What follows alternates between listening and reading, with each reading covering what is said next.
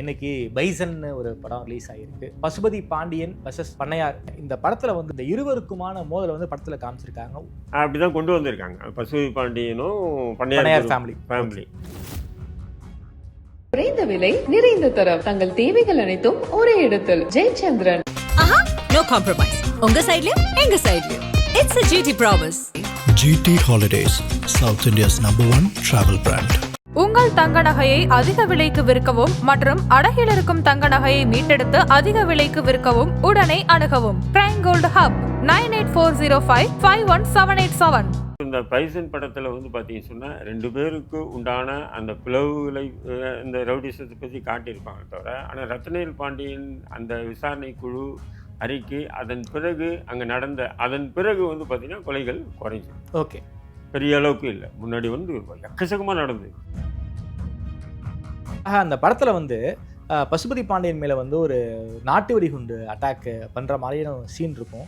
அது உண்மையாலுமே வந்து அது பசுபதி பாண்டியன் வாழ்க்கையில் நடந்ததுன்னு சொல்கிறாங்க. அது உண்மையா? அது ஆமாம், அது உண்மைதான். பசுபதி பாண்டியனும் அவருடைய மனைவியும் வந்து காரில் போயிட்டு இருக்கும்போது தகவல் கிடைச்சி பண்ணையார் குரூப் வந்து அட்டாக் பண்ணுறாங்க. அதில் வந்து பசுபதி பாண்டியன் வந்து மேலேருந்து குதிக்கிறாரு. குதிச்சுட்டு அப்போ தான் அவருக்கு அடியும், நல்ல அடியும். ஓகே. அப்போ வந்து என்ன பண்ணுறாரு, தன்னுடைய அவங்க மனைவி அங்கே இறந்துடுறாங்க. அந்த அளவுக்கு தென் மாவட்டங்களில் வந்து பல்வேறு கொலைகள் சமூக பிரச்சனையா மாறி நடந்திருக்கு அந்த காலகட்டத்தில். நிறைய கொஞ்சம் நெஞ்சமெல்லாம் இல்லை, ஓகே, எக்கச்சக்கமான கொலைகள். கணக்கு வழக்கே கிடையாதுங்கிறீங்க? கணக்கு வழக்கமே இல்லை. ரத்னவேல் பாண்டியன் அந்த தலைமையில் ஒரு டீம் இது ஆணையம் அமைச்சு அந்த ஆணையம் விசாரணை பிறகுதான் வந்து அரசு துரிதமாக நடவடிக்கை எடுக்கும்.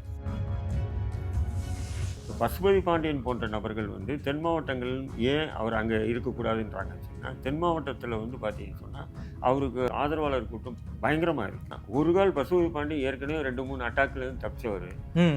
இப்போ 3வது ஏதாவது ஒரு சம்பவம் அப்படி நடந்துச்சுன்னு சொன்னால் அது தென் மாவட்டத்தில் இன்னும் சாதி கலவரத்துக்கு மிக முக்கியமான இடத்துக்கு போயிடும். ஓகே. அப்போ வந்து என்ன பண்ணுறாங்கன்னா, தென் மாவட்டத்துக்கு தடிப்பார் மாரி பண்ணுறாங்க. தென் மாவட்டத்துக்குள்ளே இருக்கக்கூடாது. ஓகே. அதன் பிறகு தான் அவர் திண்டுக்கல்லில் வந்து தங்கி இருக்கார். எப்படி வந்து ரியல் லைஃப்பில் வந்து பசுபதி பாண்டியனுக்கு ஒரு பெண் வந்து ஸ்கெட்ச் போட்டு கொலை பண்ணாங்களோ, அதே மாதிரி இந்த படத்துலையும் வந்து ஒரு பெண்ணு ஒன்று ரூட்டு போட்டு கொடுத்தா பசுபதி பாண்டியனை வந்து கதை முடிகிற மாதிரி இந்த படத்தில் காமிச்சிருப்பாங்க. அப்போ வந்து கரெக்டாக வந்து பசுபதி பாண்டியன் கதை தான் அது. ஓகே. சொன்னால் அது பெண்ணு அப்படின்னு சொன்னால் அது பசுபதி பாண்டியன் கதை தான் வரும். அந்த பெண்ணு இல்லைன்னு சொன்னால் பசுபதி அவ்வளோ சாதமாக புரியாது, தொட்டிருக்க முடியாது பசுபதி பாண்டியனை. நீண்ட காலம் கழித்து அந்த பெண்ணு எங்கேயோ தலைமுறையாக இருந்து அதை பிடிச்சி அதனுடைய தலையை மட்டும் சீவி எடுத்து போய் பசுபதி பாண்டியனுடைய அந்த இதில் வச்சாங்க, சமாதியில் அந்த வச்சுட்டு போனாங்க. ஆதநேயர்களுக்கு அன்பு வணக்கம். இன்று நம்மோடு இந்திய தேசிய லீக் கட்சியின் நிறுவன தலைவர் திருமிகு தடா ரஹீம் அவர்களுள்ளார். வணக்கம் ரஹீம் பாய். நல்லா இருக்கீங்களா? ரொம்ப நல்ல மகிழ்ச்சி. இன்னைக்கு பைசன்னு ஒரு படம் ரிலீஸ் ஆகியிருக்கு. மாரி செல்வராஜ் டைரக்ட் பண்ணியிருக்காரு. இந்த படத்தினுடைய ஒன்லைன் என்பது ஒரு தென் மாவட்டங்களில் இருக்கக்கூடிய ஒரு இளைஞன், அவனுக்கு பல்வேறு அழுத்தங்கள் இருக்குது, ஒரு பல்வேறு சமூக சிக்கல்கள் அங்கே இருக்குது. அதையெல்லாம் தாண்டி எப்படி வந்து ஒரு இந்தியாவுடைய நேஷ்னல் டீமில் ஒரு கபடி பிளேயராக ஆகிறான் அப்படிங்கிறதான் கதை. இந்த கதையின் ஊடாக தென் மாவட்டங்களில் ஒரு புகழ்பெற்ற ஒரு இரு சமூகங்களுக்கான மோதலை வந்து கதைக்களமாக உள்ளுக்குள்ளே வச்சுருக்காரு. அது எல்லாருக்குமே தெரிஞ்சது தான். பசுபதி பாண்டியன் வெர்சஸ் பண்ணையார், ஒரு 2 குடும்பங்களுக்கான மோதல் வந்து ஒரு சமூக மோதலாக மாறுது. இதனால் தென் மாவட்டங்களில் பல கொலைகள், பல தலைகள் வந்து இப்போ வரைக்கும் போய்கிட்டே இருக்குது. குறிப்பாக இந்த மோதல் என்பது எங்கே ஆரம்பிச்சது, அந்த பின்னணியை பற்றி எங்களுக்காக சொல்லுங்கள். இந்த படத்தில் வந்து பசுபதி பாண்டியன் கேரக்டரை வந்து அமீர் பண்ணியிருக்காரு, பண்ணையார் கேரக்டரை வந்து லால் பண்ணியிருக்காரு. இந்த இருவருக்குமான மோதலை வந்து படத்தில் காமிச்சிருக்காங்க. இது ரியலாக நடந்த மோதல். இந்த மோதல் எங்கே ஆரம்பிச்சது, இந்த பின்னணியும் வரலாறு எங்களுக்காக சொல்லுங்கள் ரஹீம் பாய். இல்லை, நம்ம மோதல்னு சொன்னீங்கன்னா 2 சமூகத்துக்கு நடுப்புற நடந்த பிரச்சனையின் காரணமாக மோதலாக உருவானதில்லை. பசுபதி பாண்டியன் ஆரம்ப காலத்தில் வந்து பார்த்திங்கன்னா அவரும் வந்து இது போன்ற விளையாட்டு அது இதுன்னு சொல்லி கலந்துக்கிட்டு, அதே நேரத்தில் வந்து தன் சமூக இளைஞருக்கு மத்தியில் ஒரு எழுச்சி நாயகனாக அந்த தூத்துக்குடி மாவட்டத்தில் அவர் திகழறார். அப்படி இருக்கும்போது அந்த காலகட்டத்தில் வந்து ஜான் பாண்டியனும் ஒரு முக்கியமான இடத்துல அவர் இருக்கார். ஜான் பாண்டியன், பசுபதி பாண்டியன் எல்லாமே இருக்காங்க. பட் பசுபதி பாண்டியனுடைய அரசியல், அவருடைய அணுகுமுறை, செயல்பாடுகள் வேறு விதமாக இருக்குது. இப்போ இன்றைக்கி சொல்கிறாங்க இல்லையா, தேவேந்திர குல வேளாளர் சமூகம் வந்து பிசி பட்டியலில் மாற்றுங்க, எஸ்சி பட்டியலேருந்து எங்களை நீக்குங்கன்னு சொல்கிறார். இது பட்டியல் வெளியேற்றம் கேட்குறாங்க. பட்டியல், ஆமாம், பட்டியல். இது வந்து பார்த்தீங்கன்னா ஆரம்பத்தில் இதை வந்து விதையாக இருந்து செயல்பட்டது யாருன்னா பசுபதி பாண்டியன். ஓகே.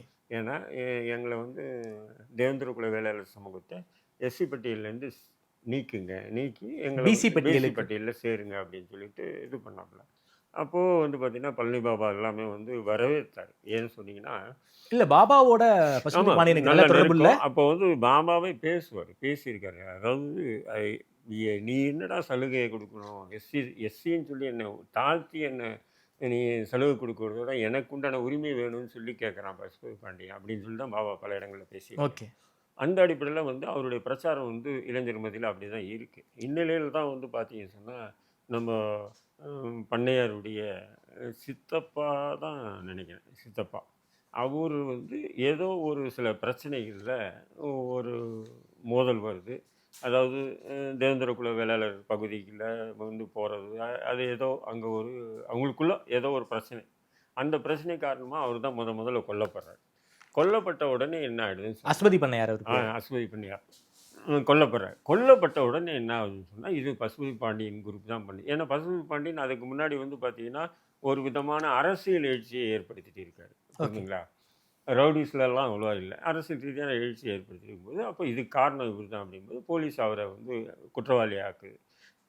குறைஞ்சபட்சம் வந்து போலீஸ் குற்றவாளி ஆக்கினாவே என்ன ஆகிடும், இவன் தான் அப்படின்றது கன்ஃபார்ம் ஆகிடும். இப்போ உதாரணத்துக்கு நம்ம வந்து ஆம்ஸ்டாங் வழக்கில் வந்து நாகேந்திரன் நான் இல்லைன்னு சொல்லி சுப்ரீம் கோர்ட் வரையும் ஃபைட் பண்ணாலும் என்னாச்சு, போலீஸ் ஏவன் குற்றவாளியாக போட்டாச்சு. பொதுமக்கள் மத்தியில் என்ன ஆகுது, ஊடகங்கள் மத்தியிலும் என்ன ஆச்சு, ஆம்ஸ்டாங் கொலை குற்றவாளிக்கு ஏவன் அக்யூஸ்ட் வந்து நாகேந்திரன் அப்படி. அதே மாதிரி தான் வந்து அஸ்வதி பண்ணையார் கொலை வழக்கில் வந்து இவரை போட்ட உடனே இன்னும் தென் மாவட்டங்களில் வந்து என்ன ஆயிடுதுன்னு சொன்னால் தேவேந்திர குல ப்ளஸ் நாடார்ஸ்குள்ளே வந்து ஒரு 2 பேருக்குள்ள ஒரு சமூக பதட்டத்து அதிகமாகும். ஓகே. அதை தொடர்ந்து நடந்த கொலைகள் தான் பார்த்தீங்கன்னு சொன்னால் இது நீங்கள் பார்த்தீங்கன்னா நிறைய நடந்திருக்கும். அப்போ வந்து அதில் வந்து பீருன்னு சொல்லி ஒரு கேரக்டர், அது வந்து பசுபதி பாண்டியன் கூடவே இருந்த நண்பர். அவர் முஸ்லீம் தான். அவர் பசுபதி பாண்டியன் கூடவே இருந்தார். பசுபதி பாண்டியுடைய சகோதரியை திருமணம் பண்ணவர். ஓகே. திருமணம் பண்ணவர். அப்படி வந்து மாறி மாறி மாறி மாறி கொலைகள் நடக்குது. அதை தான் இந்த பைசன் படத்தில் ஓரலாக, ஏன்னா இவங்க கமர்ஷியலில் தான் படம் எடுத்திருக்காங்க இல்லைங்களா? ஆமாம். பெரும்பாலும் படம் எடுக்கிறது வந்து 100% அப்படியே கொண்டு வர மாட்டாங்க. ஒரு சாயல் அப்படி ஒரு சுவாரஸ்யத்துக்காக, அதே நேரத்தில் தென் மாவட்டத்தில் நடந்த இந்த பிரச்சனைகள் காரணமாக அப்படின்றத கொண்டு வருவாங்க. இதில் முக்கியமாக வந்து பார்த்திங்கன்னா தென் மாவட்டங்களை பொறுத்தவரையிலையும் 90 வாக்கில் வந்து சாதிய கொலைகள் நிறைய நடந்தது. ஓகே. ஒன்று தேவேந்திர குலம் ப்ளஸ் நாடார், தேவேந்திர குலம் ப்ளஸ் தேவர், இப்படி விதவிதமான கிளாஸ் வந்து நிறைய நடந்துகிட்டு இருக்கும்போது அப்போ என்ன பண்ணுறோம், உச்சநீதிமன்ற முன்னாள் தலைமை நீதிபதி ரத்னவேல் பாண்டியன் தலைமையில் ஒரு குழு ஒன்று நியமனம் பண்ணுறாங்க. ஓகே. அந்த குழு என்ன காரணம், தென் மாவட்டங்களில் மட்டும் இப்படி, வட மாவட்டங்களில் அவ்வளோ சாதிய படுகொலைகள் நடந்தது இல்லை, இதுவரையும் நடந்ததில்லை, பெரிய அளவுக்கு இல்லை. நீங்கள் வந்து வன்னியர் ப்ளஸ் தலித்து அப்படின்னு சொல்லி இருந்தாலும் பெரிய அளவுக்கு கொலைகள்லாம் நடந்ததில்லை. ஆனால் தென் மாவட்டங்கள் நடந்த மாதிரி. அதனால் வந்து அங்கே வந்து அவர் தலைமையில் ஒரு குழு போடுறாங்க. அந்த குழு வந்து என்ன பண்ணுறாங்க, குறிப்பாக வந்து படித்த இளைஞர்களுக்கு வேலை வாய்ப்பு இல்லாமல் இருக்காங்க அப்படின்போது அப்போது வந்து அவர் என்ன சொல்கிறாருன்னா, ஒவ்வொரு ஆண்டும் தமிழக அரசு சார்பாக எடுக்கிற கல்வி, அதாவது காவல்துறை, தீயணைப்புத்துறை, இப்படி எல்லா துறைகள்லையுமே வந்து தென் மாவட்டத்துக்கு 70 விழுக்காடு தென் மாவட்டத்துக்கு கொடுக்கணும், மற்றது 30 விழுக்காடு தான் மற்ற மாவட்டங்களுக்கு கொடுக்கணும்னு சொல்லி ரத்னவேல் பாண்டியன் அன்னைக்கு அவர் அந்த விசாரணை குழு அறிக்கையை சமர்ப்பித்ததன் அடிப்படையில் இப்போ அதன் பிறகு தான் பாருங்கள் அரசு வேலைவாய்ப்பில் வந்து பார்த்திங்கன்னா தென் மாவட்டத்தை சேர்ந்தவங்க நிறைய பேர், போலீஸ்லாம் கூட நிறைய இருப்பாங்க, இப்போ நிறைய இருப்பாங்க. பட் இப்போ இந்த பைசன் படத்தில் வந்து பார்த்தீங்கன்னு சொன்னால் 2 பேருக்கு உண்டான அந்த பிளவுகளை இந்த ரவுடிசத்தை பற்றி காட்டியிருப்பாங்க தவிர, ஆனால் ரத்னவேல் பாண்டியன் அந்த விசாரணை குழு அறிக்கை அதன் பிறகு அங்கே அதன் பிறகு வந்து பார்த்திங்கன்னா கொலைகள் குறைஞ்சி. ஓகே. பெரிய அளவுக்கு இல்லை. முன்னாடி வந்து எக்கச்சக்கமாக நடந்தது. அந்த 90க்கு முன்னாடி பார்த்தீங்கன்னு சொன்னால் பயங்கரமான மோதல்கள் இருந்தது. பசுபதி பாண்டியனுக்கும் நாடார் சமூகத்துக்கும் பிரச்சனை காரணமே பார்த்தீங்கன்னா அந்த ஒரு அசுவதி பண்ணையார் தான் காரணம். ஓகே. அசுவதி பண்ணையார் வந்து சாதி ரீதியாக கொல்லப்பட்டாரான்னா இல்லை. ஓகே. அவருடைய தோட்டம் இருக்குது, அந்த தோட்டத்தில் வேலை செய்யக்கூடிய தேவேந்திர குல வேளாளர்களுக்கும் அவங்களுக்கும் நடந்த ஏதோ ஒரு மோதலில் வந்து சில இளைஞர்கள் அவர் வந்து காலையில் வந்து வெளியே போகும்போது பார்த்துட்டே இருந்து தனியாக போகும்போது அவரை கொண்டுறாங்க. அதுதான். பட் அதை வந்து என்ன பண்ணுறாங்கன்னா, அதுக்கு முக்கிய இடம் பிடிச்சது காவல்துறை. காவல்துறை வந்து இது வந்து ஒரு சாதி ரீதியான ஒரு கொலையாக தான் வழக்கே பதிவு பண்ணுறாங்க. ஓகே. மற்றபடி அந்த வழக்கு உண்மைத்தன்மை என்ன, எதுக்காக இது உண்மையிலே சாதி ரீதியாக கொலைப்பட்டாங்களா ம் ம் அப்படின்றத விட அவங்க எதிர்த்தரப்பு புகாருக்கு அடிப்படையில் வந்து இதுக்கு ஒரு ஒரு மெயின் ஆளை இதை காட்டணுன்றதுக்காக என்ன பண்ணுறாங்க, பசுபதி பாண்டியனை உள்ளே சேர்த்து விட்டு பண்ணோன்னா தான் அது அதிலிருந்து இன்ன வரையிலும் தொடர்ந்து நடந்துட்டு தானே வருது. கடைசியில் தீபக் பாண்டியன் வரைக்கும் அது முடிஞ்சிருக்கு. நடந்துருக்கு இல்லையா? குறிப்பாக அந்த படத்தில் வந்து பசுபதி பாண்டியன் மேலே வந்து ஒரு நாட்டு வெடிகுண்டு அட்டாக் பண்ணுற மாதிரியான சீன் இருக்கும். அது உண்மையாலுமே வந்து அது பசுபதி பாண்டியன் வாழ்க்கையில் நடந்ததுன்னு சொல்கிறாங்க. அது உண்மையா அது? ஆமாம், அது உண்மைதான். பசுபதி பாண்டியனும் அவருடைய மனைவியும் வந்து காரில் போயிட்டு இருக்கும்போது தகவல் கிடைச்சி பண்ணையார் குரூப் வந்து அட்டாக் பண்ணுறாங்க. அதில் வந்து பசுபதி பாண்டியன் வந்து மேலேருந்து குதிக்கிறாரு. குதிச்சுட்டு அப்போ தான் அவருக்கு நல்ல அடியும் ஓகே. வருது. அப்போ வந்து என்ன பண்ணுறாரு, தன்னுடைய அவங்க மனைவி அங்கே இறந்துடுறாங்க. காருக்குள்ள ஆமாம், பிரியா இருக்கு இல்லையா, பசுபதி பாண்டியன் மக சந்தன பிரியான்னு நினைக்கிறேன். சந்தன பிரியாவுடைய அம்மா அவங்க இறந்துடுறாங்க. அவங்க அந்த இடத்துல ஸ்பாட்டில் காலியாகிறாங்க. ஏன்னா அங்கே வந்து வெடிகுண்டு ப்ளஸ் எல்லாமே வச்சு அட்டாக் பண்ணுறாங்க. ஃப்ரண்ட்டு பேக்கு, அதாவது அது வந்து பிரிட்ஜு. அந்த பிரிட்ஜில் வந்து இந்த பக்கம் வழி இல்லாமல் வேறு வழி இல்லாமல் இவர் என்ன பண்ணுறாரு, ஒரு கட்டத்துக்கு மேலே ஒன்றும் முடியாதுன்னு சொல்லிட்டு தான் அங்கேருந்து ஆற்றுல குதிச்சு அங்கேருந்து தப்பிச்சார். ஓகே. அது ஒரு பெரிய விஷயம் அது. ஏன்னா அப்போவே பசுபதி பாண்டியன் இறந்துட்டா தான் அந்த நேரத்தில் வந்து ஊடகங்கள்லையும் எல்லா செய்திகளும் வந்தது. ஓகே. ஏன்னு சொன்னால் ஆற்றுல குதிச்சாருன்னா முடிஞ்சிச்சு அப்படின்னு தான் நாட்டு வெடிகுண்டு வேற வீசியிருக்காங்க. வீசியிருக்காங்க. வெட்டு வேற. ஓகே. உயிருக்கு ஆபத்தான நிலையம் தானே கோயம்புத்தூரில் வந்து மருத்துவமனையில் சேர்க்கப்படுறாரு அவர். ஓகே. கோயம்புத்தூர்ல தான் அவருக்கு சிகிச்சையை கொடுக்குறாங்க. சிகிச்சை கொடுக்குறாங்க. அது கோயம்புத்தூரில் வந்து டாக்டர் கிருஷ்ணசாமி மருத்துவமனையில் தான் அவர் சேர்றாரு. ஓகே. சேரும்போது அப்போது டாக்டர் கிருஷ்ணசாமி மருத்துவமனைக்கு வந்து தேவேந்திர குல மக்கள் ஆயிரக்கணக்கான மக்கள் டெய்லி வந்து ஹாஸ்பிட்டலுக்கு முன்னாடி பார்த்தீங்கன்னா, அதன் பிறகு தான் வந்து நானும் வந்து தேவேந்திர குல வேளாளர் தான் அப்படின்னு சொல்லிட்டு முதல் கூட்டம் வந்து பார்த்தீங்கன்னா, பசுபதி பாண்டியன் வந்து உடல் நல்ல ஆரோக்கியமாக பெற்று ஒரு கூட்டம் போகிறார். அந்த கூட்டத்தில் டாக்டர் எடுத்துகிட்டு வந்து அறிமுகப்படுத்துகிறார். ஓகே. ஓகே. உயிரை காப்பாற்றுறதுல முக்கியமான இடத்துல வந்து நம்முடைய டாக்டர் கிருஷ்ணசாமி இருக்காரு. அதன் பிறகு தான் கிருஷ்ணசாமியுடைய அரசியல் இதுவே ஆரம்பம். ஓகே. அதுக்கு முன்னாடி பசுபதி இல்ல, பாண்டியன் தான் கிருஷ்ணசாமியோட அரசியல் வந்து அந்த தென் மாவட்டத்துல வந்து அந்த மாஞ்சோலை கலவரத்திலே ஆரம்பிச்சிருது இல்ல? இல்லை அங்க போலீஸ் துப்பாக்கி சூடு அங்கேயே ஆரம்பிச்சிருது இல்ல அவரு? இல்லை அங்கே ஆரம்பித்தாலும் மக்கள் மத்தியில் பிரபலமாக வந்து பார்த்தீங்கன்னு சொன்னால் பசுபதி பாண்டியனால தான் வந்து அவர் மெயின் ஓகே. பிக்சருக்கு வராரு. சரி. அதுக்கு முன்னாடி வந்து பெரிய அளவுக்கு அவர் இல்லை. ம் ம் ம். புரியுதுங்களா? பசுபதி பாண்டியன், ஜான் பாண்டியன் 2 பேர் தான் இருக்காங்க. ஓகே. இது நடுப்புற ஜான் பாண்டியனுக்கு வந்து அந்த இதில் கோயம்புத்தூரில் ஒரு கொலை நடக்குது. அந்த கொலை கேஸ்லலாம் போனோன்னா அவருக்கு கொஞ்சம் நேம் சமூகத்துக்கு மத்தியில் கெடுது. ஆனால் பசுபதி ஓகே. பாண்டியன் தன் சமூகம் சார்ந்த விஷயங்களுக்காக நிற்கிறாங்க. ம் இப்போ ம். இந்த பக்கம் பார்த்தீங்கன்னா பண்ணையார் வந்து தன்னுடைய சித்தப்பாவை கொன்னுட்டாங்களே அப்படின்றதுக்காக, அதுவும் இல்லாம அவங்க தாத்தாவையும் வேற கொண்டு ஆனால் அவன் தாத்தா சிவசுப்பிரமணியம். சிவசுப்பிரமணியம் நாடார் இவங்களெல்லாம் கொண்டு வந்தால இவங்க என்ன பண்ணுறாங்கன்னா, ஒரு டீமாக இறங்கி இவங்களுக்கு எதிராக வந்து ஃபுல்லாக தொடர்ந்து செயல்பட்டு வராங்க. ஓகே. ஒரு பக்கம் வந்து பார்த்தீங்கன்னா நாடார்ஸுக்கு வந்து 2 பக்கம் எதிரி அவங்களுக்கு. ஒன்று தேவேந்திர குல வேளாளர்ஸ், இன்னொரு பக்கம் பார்த்தீங்கன்னா நீங்கள் வந்து தேவர் சமூகம். 2 பக்கமும் அவங்க வந்து வெட்டு குத்து நடந்துட்டு தான் இருக்குது. அது 2 பக்கமும் ஆமா. வந்து சம்பவம் நடந்திருக்கு இருக்கா இல்லைங்களா? இப்போ ஒரு பக்கம் பார்த்தீங்கன்னா செல்வி நாடார் இருக்கார். செல்வி நாடாருக்கு பிறகு பார்த்தீங்கன்னு சொன்னால் நம்ம ராக்கெட் ராஜா, அருள், கோழி அருள், இது மாதிரி ஒரு டீமு. அவங்க வந்து என்ன பண்ணுறாங்க, நீங்கள் வந்து முழுக்க தேவர் சமூகம். ஏன்னு சொன்னால் செல்வி நாடார் வந்து பார்த்தீங்கன்னு சொன்னால் ஒரு தேவர் சமூகத்தை தான் முதல்ல அவர் கொலை பண்ணுறாரு. கட்டத்துறை தேவர். தேவர் அவர் கொலை பண்ணுறாரு. கொலை பண்ணாருன்றதுக்காக என்ன பண்ணுறாங்க, அந்த சமூகம் வந்து செல்வி நாடாரை முடிக்கிறாங்க. அப்புறம் செல்வி நாடாரை முடித்த அவர் பேர் நல்ல பேர் கட்டத்துறையா? கட்டத்துறை தான். கட்டத்துறையை வந்து நம்ம ராக்கெட் ராஜா இவங்கெல்லாம் சேர்ந்து XXX இந்த குரூப்பெல்லாம் சேர்ந்து அவரை முடிக்குது. இது ஒரு பக்கம் ஒரு குரூப். அது இது அந்த நாடார்ஸ் குரூப்லேயே பார்த்தீங்கன்னு சொன்னால் தேவர் சமூகத்துக்கு எதிரான ஒரு குரூப்பு. இந்த பக்கம் பண்ணையார் குரூப் பார்த்தீங்கன்னு சொன்னால் முழுக்க வந்து தேவேந்திர குல வேளாளர் சமூகத்துக்கு எதிராக, அதாவது பசுபதி பாண்டியன் ஏன்னா இவங்க இந்த குடும்ப ரீதியான பகைக்காக Okay. வந்து இது இப்படி போயிட்டு இருக்கு. ஸோ அந்த அளவுக்கு தென் மாவட்டங்களில் வந்து பல்வேறு கொலைகள் சமூக பிரச்சனையா மாறி நடந்திருக்கு அந்த காலகட்டத்தில். நிறைய நிறைய கொஞ்சம் நெஞ்சமெல்லாம் இல்லை, ஓகே, எக்கச்சக்கமான கொலைகள். கணக்கு வழக்கே கிடையாதுங்கிறீங்க. கணக்கு இல்லை. அந்த Okay. ரத்தனவேல் பாண்டியன் அந்த தலைமையில் ஒரு டீம் இது ஆணையம் அமைச்சு அந்த ஆணையம் விசாரணை பிறகுதான் வந்து அரசு துரிதமாக ஓகே நடவடிக்கை ஓகே. எடுக்குது. பாபா கூட எப்படி வந்து பசுபதி பாண்டியனுக்கு தொடர்பு ஏற்படுது? பாபா கூட இருக்கும்போதே அந்த தேவேந்திர குல வேளாளர் கூட்டமைப்பெல்லாம் வந்து பசுபதி பாண்டியன் ஆரம்பிச்சிட்டாரா? ஆமாம், அதுக்கு முன்னாடியே அதாங்க அவர் எடுத்தோன்னே ரவுடியாலாம் அவர் அறிமுகமாகலை. ஒரு அரசியல் பண்ணிக்கிட்டு இருக்காரு. அவர் வந்து அந்த சமூகத்துக்கு மத்தியில் ஒரு எழுச்சியான இது பண்ணும்போது அப்போ இந்த மாதிரி ஒரு இப்போ நம்மளும் வந்து சமூக ரீதியான பணிகள் பண்ணும்போது என்ன ஆகுது, வேறு சமூகத்தை சேர்ந்தவங்களும் நம்மளை அறிமுகமாகிற பழக்கம் இருக்கா? ஆமா ஆமா. நாம் வந்து இந்த சமூகத்தை அதை எதிரியாக யாரும் பார்க்கறதில்ல.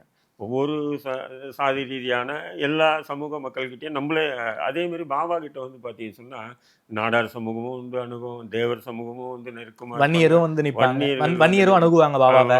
அணுகுவாங்க. எல்லா சமூக மக்கள்கிட்டையும் அவர் வந்து ஒரு இணக்கமான ஒரு Okay, சூழலை okay. உருவாக்கி வச்சிருப்பாரு.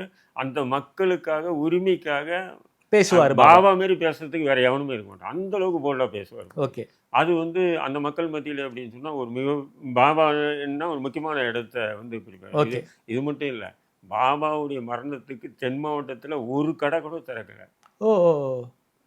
இதுக்கு காரணம் யாருன்னு சொன்னா பசுபதி பாண்டியன். தென் மாவட்டம்னு சொன்னா ஒரு கடை பாபாவுடைய மரணத்துக்கு ஒரு கடை கூட தரக்கூடாது.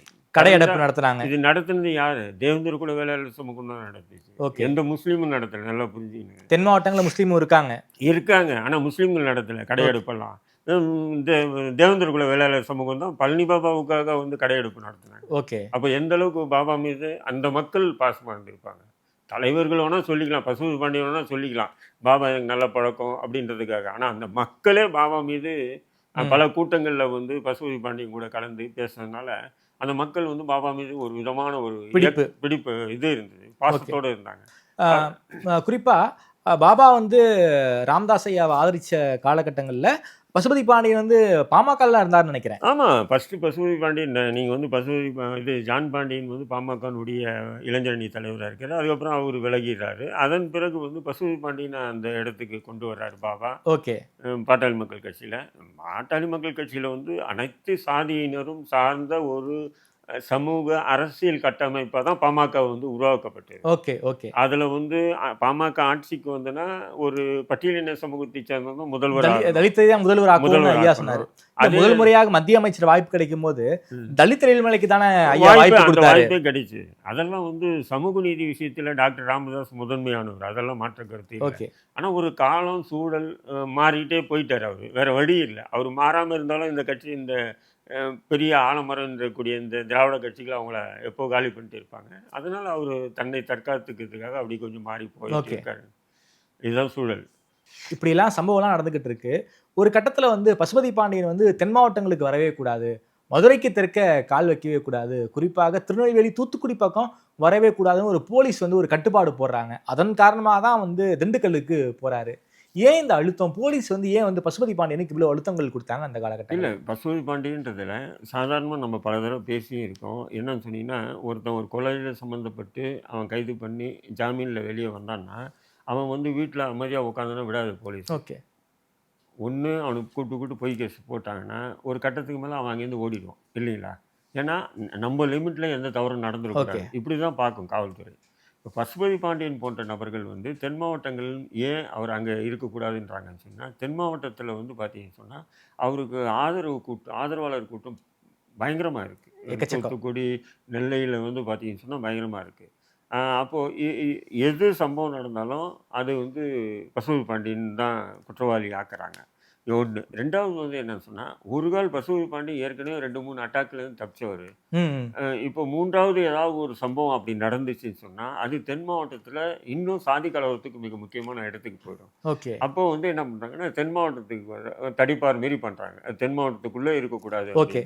அதன் பிறகு தான் அவர் திண்டுக்கல்லில் வந்து தங்கியிருக்காரே தவிர, இல்லைன்னு சொன்னால் அவருடைய கோட்டைன்னு சொல்லக்கூடிய தூத்துக்குடியில் வந்து தங்கியிருந்தாருன்னு சொன்னால் அவரை யாரையும் நெருங்க முடியாது. ஓகே.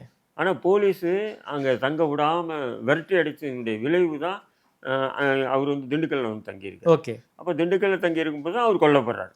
எப்படி கொல்லப்படுறாரு? அதான் அந்த அம்மா, அந்த பெண், அவங்க பேர் நிர்மலா தேவியா? நிர்மலா தேவி. அந்த பெண் வந்து என்ன பண்ணுறாங்கன்னு சொன்னால், அவங்க ரூட்டை கொடுத்துட்றாங்க.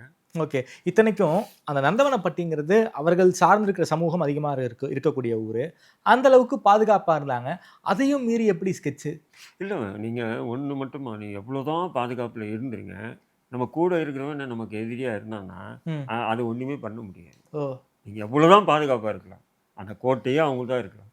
இருந்தாலும் கூட இருக்கிற ஆள் வந்து ரூட்டை போட்டு கொடுத்துருவேன். தெரியல எந்த நேரத்தில் எப்படி என்ன வீக்னஸ் எல்லாமே தெரியுமா இல்லையா? ஓகே. அப்போ அந்த தகவல்களை அழகாக போட்டு விட்டாங்கன்னு சொன்னால் எதிரி வந்து அழகாக வந்து அந்த நேரத்தில் வந்து முடிச்சுட்டு போயிடும். அப்படி தான் நடந்தது. எப்படி நடந்துச்சு? 2-3 பேர் தானங்க வந்து முடிச்சுட்டு போகிறாங்க. ஓகே. ஸ்கெட்ச வந்து நிர்மலா தேவி தான் போட்டு நிர்மலா குடுக்குறாங்க. தான் போட்டு கொடுத்ததா சொல்லப்படுது. நமக்கு ஓகே. தெரியாது. போட்டு கொடுத்தா சொல்லப்படுது. அதனால தான் நிர்மலா தேவி கழுத்தை சீவி வெட்டி எடுத்து போய் வச்சாங்க பசுபதி பாண்டியனுடைய ஆதரவாளர்கள் எல்லாருமே. ம், ம். ஒரு 2-3 பேர் வராங்க.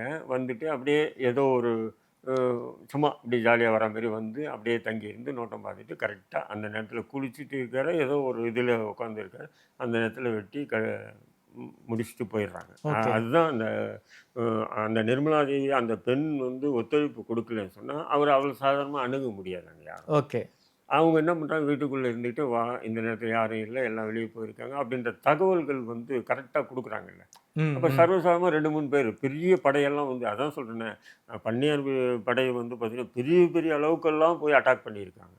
10 காரு, 20 காரு, அதாவது வெடிகுண்டு, துப்பாக்கி, இப்படியெல்லாம் போய் அட்டாக் பண்ணும்போது கூட பசுபதி பாண்டியனை வந்து ஒன்றும் பண்ண முடியல. அதான் சொல்கிறேன், அந்த பிரிட்ஜில் அட்டாக் எல்லாம் நடந்தது இல்லையா? வெடிகுண்டு அட்டாக் அது. அட்டாக் அதெல்லாம் சினிமாவை மிஞ்சிய ஒரு காட்சிகள் அது. ஓகே. அப்போவே பசுபதி பாண்டியன் ஒன்றும் பண்ண முடியல. உயிர் பொழைச்சு வந்திருக்காரு. ஆமாம். ஆனால் அதே நேரத்தில் இந்த நிர்மலா தேவி மூலயமா கொடுத்த அந்த இது வந்து பார்த்தீங்கன்னு சொன்னால் சுலபமான முறையில் வந்து அட்டாக் பண்ணிட்டு போயிடுறாங்க. பைசன் படத்துல ஒரு லேடி கேரக்டர் தான் வந்து பசுபதி பாண்டியன் கொலைக்கு காரணமா இருக்காங்க. ஒரு வீட்டில் ஒருத்தர் வயசானவர் ரொம்ப நோய்வாய்ப்பட்டு இருப்பாரு. பசுபதி பாண்டியனுக்கு ரொம்ப ரொம்ப ரொம்ப அசோசியேட்டான நபர்.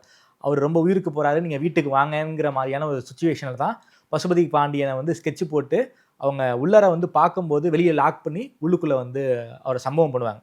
எப்படி வந்து ரியல் லைஃப்ல வந்து பசுபதி பாண்டியனுக்கு ஒரு பெண் வந்து ஸ்கெட்ச் போட்டு கொலை பண்ணாங்களோ, அதே மாதிரி இந்த படத்துலயும் வந்து ஒரு பெண்ணு ஒன்று ரூட்டு போட்டு கொடுத்தா பசுபதி பாண்டியனை வந்து கதை முடிகிற மாதிரி இந்த படத்துல காமிச்சிருப்பாங்க. அப்போ வந்து கரெக்டாக வந்து பசுபதி பாண்டியன் கதை தான் அது. ஓகே. ஏன்னு சொன்னால் அது பெண்ணு அப்படின்னு சொன்னால் அது பசுபதி பாண்டியன் கதை தான் வரும். ஏன்னா அந்த பெண் நிர்மலா தேவி அந்த பெண் இல்லைன்னு சொன்னால் பசுபதி அவ்வளோ சாதாரண தொட்டிருக்க முடியாது பசுபதி பாண்டியனை. அவங்க கூடவே இருந்து ரூட்டை போட்டு கொடுத்துட்றாங்கல்ல. ம், ம், இப்படி வா, இப்படி போ அப்படின்னு சொல்லி ரூட்டை போட்டு கொடுத்தோன்னே அந்த கரெக்டான நேரத்தில் வந்து அட்டாக் பண்ணி காலி பண்ணிட்டு ஓகே. போயிடுறாங்க. அதை ஒன்றும் பண்ண முடியல. ம், ம், ம். அதன் பிறகு தான் அந்த பெண் வந்து நீண்ட காலம் கழித்து அந்த பெண் எங்கேயோ தலைமுறையாக இருந்து அதை பிடிச்சி அதனுடைய தலையை மட்டும் சீவி எடுத்து போய் பசுபதி பாண்டியனுடைய அந்த இதில் வச்சாங்க. அந்த சமாதியில. சமாதியில் அந்த வச்சுட்டு போனாங்க. உங்களுக்கு தெரியும், ஓகே. கேள்விப்பட்டிருக்கான். அதன் பிறகும் பல்வேறு சம்பவங்கள் நடந்துகிட்டே இருக்கு. இதுக்கு வந்து ஒரு முடிவே கிடையாதா? இல்லை, முடிவே கிடையாதுன்னு சொன்னால் இது 2 தரப்பும் வந்து உட்காந்து பேசி ஒரு முடிவு கொண்டு வரணும். பட் ம். அந்த 2 தரப்பும் பார்த்தீங்கன்னா பன்னியார் குரூப்பு வந்து பார்த்தீங்கன்னு சொன்னால் அவங்க ஒரு ஹை இதில் போயிட்டாங்கன்னு வைங்களேன். போயிட்டாலும் அவங்களுக்கு உள்ளுக்குள்ளே ஒரு காயம் இருக்குது, ஏதோ ஒரு காயம். ம், ம். பசுபதி பாண்டியன் மரணத்துக்கு பிறகு அவங்க கொஞ்சம் ஆஃப் ஆயிட்டாங்க. யார்? ஓகே. பன்னியார் குரூப் ஆஃப் ஆயிட்டான்னு வைங்களேன். ஓகே. அதே நேரத்தில் என்னன்னு சொன்னீங்கன்னா, இப்போ பன்னியார் குரூப் ஆஃப் ஆன நேரத்தில் என்ன ஆகுது, பசுபதி பாண்டியன் குரூப் இருக்கு இல்லைங்களா? பசுபதி பாண்டியன் குரூப் வந்து என்ன ஆகுதுன்னா, பசுபதி பாண்டியனை போட்டது பன்னியார் குரூப் தானே. ஓகே. பன்னியார் தானே பேக்கப்பில் இருந்தார். ஓகே. அப்போ அப்படி இருக்கக்கூடாது. இப்போ கண்ணபிரான்னு சொல்லிட்டு ஒருத்தர் இருக்கார், நிறைய பேர் இருக்காங்க. நிறைய பேர் இருக்காங்க. ஆமாம். ஆமா. இந்த மாதிரி டீமுக்கு அவங்க வந்து என்ன பண்ண கவுண்டர் கொடுக்கணும்னு சொல்லி பன்னியார் குரூப்பும் அவங்களும் இதுவாக இருக்காங்க. பட் இப்போ 2 தரப்புலையுமே வந்து பார்த்தீங்கன்னா இப்போ பார்த்தீங்கன்னு சொன்னால் ஃபஸ்ட்டு நேருக்கு நேராக மோதல் ஆனது ஒன்று பசுபதி பாண்டியன், இன்னொன்று சுபாஷ் பாண்டியார் இல்லைங்களா? ஆமா, சுபாஷ் ஆமா. பாண்டியார். சுபாஷ் பாண்டியாரை வந்து என்கவுண்டர் போடுறாங்க. அந்த என்கவுண்டர் பார்த்தீங்கன்னா அது அதிமுக ஆட்சி. நம்ம சென்னையில தானே போடுறாங்க. சென்னையில் தான். அதுவும் என்னன்னு சொன்னீங்கன்னா ஒரு இங்கே வந்து எக்மோர். எக்மூரில் வந்து ஒரு பெரிய ஹோட்டலில், அந்த ஹோட்டலில் போய் சுபாஷ் பாண்டியார் வந்து மிரட்டியிருக்காரு. அந்த ஹோட்டல் வந்து பார்த்தீங்கன்னா அந்த நேரத்தில் கேரளா ஆளுநராக இருந்தாங்க, தமிழ்நாட்டு ஆளுநராக ஓகே. இருந்தாங்க, ஃபாத்திமா பிவி ஆமா. இருந்தாங்க. அவங்க சிஎம்முக்கு ரொம்ப பெட்டாக இருந்தாங்க ஃபாத்திமா பிவி. அவங்க அதுக்கப்புறம் கவர்னர் ஆகிட்டு போயிட்டாங்க அவங்க. அவங்களுடைய ரிலேட்டிவ் ஹோட்டலில் எக்மூரில் ஏதோ ஒரு ஹோட்டலாம், அந்த ஹோட்டலில் போய் பண்ணையார் மிரட்டி இருக்காங்க, பெரிய அளவுக்கு இது பண்ணியிருக்காங்க. அது வந்து அவங்க நேரடியாக சிஎம் சிஎம் என்ன சொன்னோடனே உடனே என்கவுண்டர் போட்டாங்க. ஆனால் ஒரு சமூகத்தில் உயர்ந்த அந்தஸ்தில் இருக்கக்கூடிய ஏதோ வந்து கேர் ஆஃப் பிளாட்ஃபார்ம் இல்லை. ஆமாம் இல்லைங்களா? இது வெங்கடேஷ் பண்ணையார் பார்த்தீங்கன்னா கேரட் பிளாட்ஃபார்ம் இல்லையா, ஒரு நல்ல ஒரு நிலையில் பெரிய நானே ஆச்சரியப்பட்டேங்க. முடியாது, எப்படி முடியும், எப்படி பண்ணாங்க என்கவுண்டர் அப்படின்னு பார்த்தா கடைசியாக சிஎம் சொல்லிட்டாங்கன்ற. ஏன்னா அப்போது சிஎம் ஜெயலலிதா பொறுத்தவரையிலையும் போலீஸுக்கு ஒரு இன்ஸ்ட்ரக்ஷன் கொடுத்துட்டாங்கன்னா நிறைவேற்றிட்டு தான் அந்த போலீஸ் அங்கே நிற்கணும். ஓகே. அப்படி அந்த அம்மா ஆட்சியில் எப்படி ராஜாராம் வந்து ராஜாராமன் சொல்லிட்டு தமிழ்நாடு மீட்சி படைன்னு சொல்லிட்டு இருக்காப்புல ராஜாராமன்ட்டு, அவர் வந்து பாண்டிச்சேரியிலேருந்து ஒரு மெயில் அனுப்பிச்சாப்புல. அதாவது என்னன்னு சொன்னீங்கன்னா, நான் வந்து உன்னை கொன்னுடுவேன் அப்படின்னு, யார் ஜெயலலிதாவை. அப்போ வந்து பார்த்தீங்கன்னா கலியபெருமாள்னு சொல்லி ஒரு ஏசி, டி நகர் ஏசி தானே முதல்வர் வீடு கட்டுப்பாடு. அப்போ வந்து என்னையா அதை ஏதோ அவனுக்கு பிடிச்சி உள்ளே வச்சுருக்கீங்களாமே, உள்ளே வச்சு சோறு கொடுக்க போகிறீங்களா அப்படின்னு கேட்டாங்க. அவ்வளோதான். அடுத்த நாள் தூக்கிட்டு போய் என்கவுண்டர் போட்டாங்க. அந்த மாதிரி வந்து போலீஸ் வந்து ஜெயலலிதாவுடைய இது வந்து அப்படியே 100% கேட்பாங்க. இல்லைன்னு சுபாஷ் பண்ணையாரெல்லாம் வந்து இது வெங்கடேஷ் பண்ணையாரெல்லாம் போட முடியாது, கை வச்சிருக்க முடியாது போலீஸெல்லாம். ஏன்னா அவங்களுக்கும் போலீஸ்லலாம் ஆள் இருக்குது. நாடார் சமூகத்துக்கு உயர்ந்த இடத்துலலாம் நிறைய ஆஃபீஸர்ஸ் இருக்காங்க, இன்ஃபார்ம் பண்ணுவாங்க, கரெக்டாக இருக்கும். அசால்ட்டாக தூக்கிட்டு வந்து எதிர்பார்க்காத இதில் என்கவுண்டர் போட்டாங்க. அதுவும் வீட்டில் வச்சு என்கவுண்டர் போட்டாங்க. போட்டாங்க. இப்போது ஒரு பக்கம் பசுபதி பாண்டியன் இப்படி இதுவாகிட்டாரு, அவரும் அப்படி போயிட்டாரு. இந்த என்கவுண்டர் சம்பவத்துக்கு பிறகு பண்ணையார் வைஃபை வந்து எம்பி எல்லாம் ஆக்குறாங்களா திமுக? அது வந்து என்னன்னு சொன்னீங்கன்னா, நீங்கள் வந்து திமுக கிட்ட ஒரு பழக்கம், அதிமுக அதை செய்யாது. திமுக கிட்ட எப்படின்னா அதை தங்களுக்கு சாதகமாக அரசியலாக பயன்படுத்துவாங்க. கரூரில் 41 பேர் செத்தாங்க. ஆனால் சாகிறதுக்கு காரணம் தமிழக அரசு மீது குற்றம் சொல்ல முடியாதுன்னு வைங்க ஒரு பக்கம் இருந்தாலும், அதை தங்களுக்கு சாதகமான அரசியலாக மாற்றத்தில் அந்த முதன்மையாக இருக்குது திமுக, இருக்கா இல்லைங்களா? அதேமாரி தான் நீங்கள் வந்து பார்த்தீங்கன்னா வெங்கடேஷ் பண்ணையாருடைய என்கவுண்டர் போட்டோன்னே அதை திமுக வந்து பெரிய அளவுக்கு இஷ்யூ ஆக்கிச்சு. என்னென்னா அந்த நாடார் சமூகத்து மத்தியில் நாடாருடைய வாக்குகளை தமக்கு கிடைக்கணுன்றதுக்காக தான் என்ன பண்ணுறாங்க, அவங்க ராதிகா செல்வியை தூக்கிட்டு போய் வேட்பாளரை நிறுத்துறாங்க. அவங்க அமோக வெற்றியும் ஜெயிச்சிடறாங்க அவங்க. அது என்னன்னு சொன்னால் அதிமுகவுக்கு எதிராக அந்த என்கவுண்டர் பண்ணது சட்டவிரோதம் அப்படின்ற மாதிரி திமுக வந்து ஒரு கொண்டு சரி நீங்கள் இதெல்லாம் பண்ணி கரெக்டு, நீங்கள் ஆட்சிக்கு வந்தீங்க, அதேமாரி திமுக ஆட்சிக்கு வந்தது. அப்போது அந்த வெங்கடேஷ் பண்ணையார் என்கவுண்டர் பண்ணாங்க இல்லையா, அதை விசாரணை பண்ணி யார் என்கவுண்டர் போட்டாங்களோ அந்த அதிகாரி எதனா நடவடிக்கை எடுத்தது திமுக இல்லை.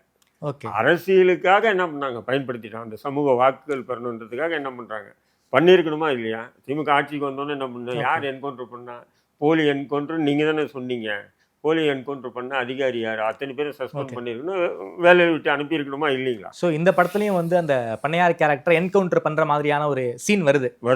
ஆமாம். அப்போ இதுதான் பண்ணையார் அண்டு பசுபதி பாண்டியன் தான் கொண்டு வந்திருக்காரு இந்த படத்தை. அப்படிதான் கொண்டு வந்திருக்காங்க, பசுபதி பாண்டியனும் பண்ணையார் ஃபேமிலி. அதான் சொல்கிறேன்னா இங்கே வந்து ரெண்டு, இப்போ அவர் வந்து எப்படின்னு சொன்னால் இவர் தேவேந்திர குல சமூகத்தை சேர்ந்தவர் யார், மாரி செல்வராஜ் இல்லைங்களா? ஆமாம். அதனால் என்ன பண்ணுறாருன்னா பசுபதி பாண்டியன் பண்ணையார் விஷயம் மட்டும் கொண்டு வந்திருக்காரு. ஆனால் இன்னொரு பக்கம் வந்து பார்த்திங்கன்னா தென் மாவட்டங்களில் வந்து நாடார் சமூகமும் தேவர் சமூகத்துக்கும் உண்டான பிரச்சனை, அது செல்வி நாடார் அந்த குரூப் வருது பார்த்தீங்களா, இப்போ ராக்கெட் ராஜா எல்லாமே பார்த்தீங்கன்னு சொன்னால் அது அந்த அதை கொண்டு வரல. ஆமாம்.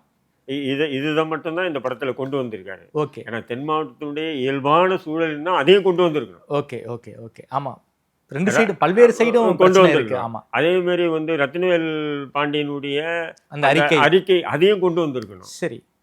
இல்லை, இது வந்து 90s ஆரம்பித்து இப்போ வரைக்கும் நடந்துக்கிட்டு இருக்கு. போன வருஷம் கூட தீபக் பாண்டியன் இந்த வரிசையில் வந்து படுகொலை செய்யப்படுறாரு. இதுக்கு முடிவுகளே வராதா? இல்லை, அதுதான் சொல்கிறேன். இப்போ பசுபதி பாண்டியனும் பண்ணையார் இருக்கும்போது பேசி முடிவு பண்ணியிருந்தாங்கன்னா முடிவு பண்ணியிருக்கணும். இப்போ வந்து பார்த்தீங்கன்னா அந்த சைடும் சரி இந்த சைடும் சரி நிறைய தலைகள் உருவாக்கிட்டாங்க, புதிய டீம்லாம் உருவாக்கிட்டாங்க. அப்போ இப்படி இருக்கும்போது இது இப்போ எப்படி முடிவுக்கு வருன்றது நமக்கு தெரியாது, காலம்தான் பதில் சொல்லும். ஓகே, நன்றி ரஹீம் பாய். குறிப்பாக இந்த பைசன் படத்தில் ஒரு இந்த கதையுடைய அடிப்படையாக வந்து இந்த பசுபதி பாண்டியன் வர்சஸ் பண்ணையார் கேரக்டர் அந்த ரைவல்ரி மோதலை வந்து ஒரு கதையாக வச்சுருந்தாங்க. அதன் பின்னணியாக நடந்த சம்பவங்களை வந்து வெளிச்சம் போட்டு காட்டிட்டீங்க. பல்வேறு சம்பவங்களை வரிசைப்படுத்தி பேசியிருக்கீங்க. தென் மாவட்டத்துடைய ரியாலிட்டியை பற்றி ரொம்ப வெளிப்படையாக பேசியிருக்கீங்க.